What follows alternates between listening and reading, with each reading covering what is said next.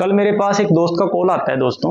वो मेरे से कहता है कि भाई मुझे ना स्टॉक मार्केट में पैसा इन्वेस्ट करना है। मैंने उससे एक ही क्वेश्चन किया कि आपको स्टॉक मार्केट में ही पैसा इन्वेस्ट क्यों करना है। मैंने बेसिकली इसको गाइड किया।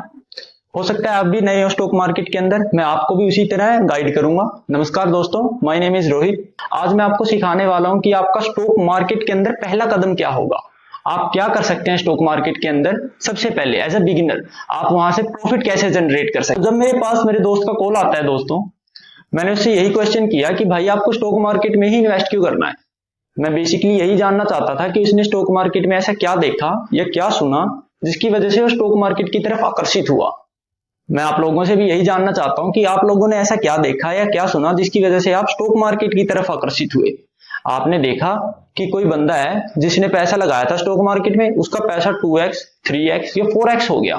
ठीक है, अब आजकल हम देखते हैं कि इंस्टाग्राम और फेसबुक पे ना ट्रेडर रील डालते हैं, उसमें वो दिखाते हैं कि उनका पैसा 2 लाख हो गया, 4 लाख हो गया, वन डे का प्रॉफिट 5 लाख हो गया, 20 लाख भी हो गया।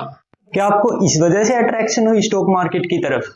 दैट्स ओके गाइस, ऐसा होता है। ठीक है, 2x 3x या 4x पैसा बनता है स्टॉक मार्केट में।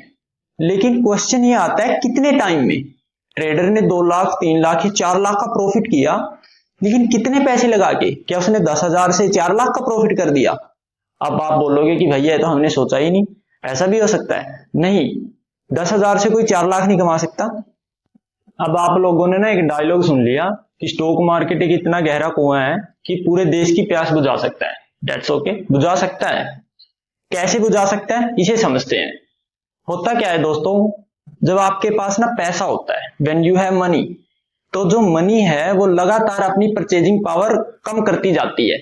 अब हम देखेंगे दोस्तों कि हम कुछ भी खरीदने जाते हैं बाजार से, हर चीज के रेट हैं जो पहले से बढ़ चुके हैं।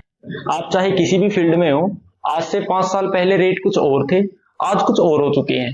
चाहे आप फल सब्जी के दाम को ले लो, पेट्रोल के दाम को ले लो, आपको कार खरीदनी हो, मोटरसाइकिल खरीदनी हो, हर चीज का दाम जो है बढ़ चुका है। ठीक है, और इससे जो मनी है उसकी परचेजिंग पावर डिक्रीज हो चुकी है। अब होता क्या है कि हर चीज की कीमत बढ़ रही है, उससे पैसे की परचेजिंग पावर डाउन होती जा रही है। इस कंसेप्ट को बोलते हैं दोस्तों इन्फ्लेशन। अब आपको करना क्या है, इन्फ्लेशन को बीट करने के लिए आपको सेविंग नहीं करनी है, आपको करनी है इन्वेस्टमेंट। अब आपको इन्वेस्टमेंट करनी किस में है? वो करनी है एसेट में। एसेट होता है जो पैसा बना के देता है आपको। अगर आप किसी कंपनी के शेयर खरीदते हैं, वो आपके लिए एसेट का काम करता है। अब आपने देखा होगा, अगर आप हॉलीवुड मूवी देखते होंगे तो उसमें क्या होता है कि कंपनी के फाउंडर होते हैं जो, उसको भी बाहर निकाल दिया जाता है। जो कंपनी का फाउंडर है उसे ही बाहर निकाल दिया। अब होता क्या है कि जो कंपनी होती है उसका असली मालिक फाउंडर या डायरेक्टर नहीं होता, शेयर होल्डर होता है।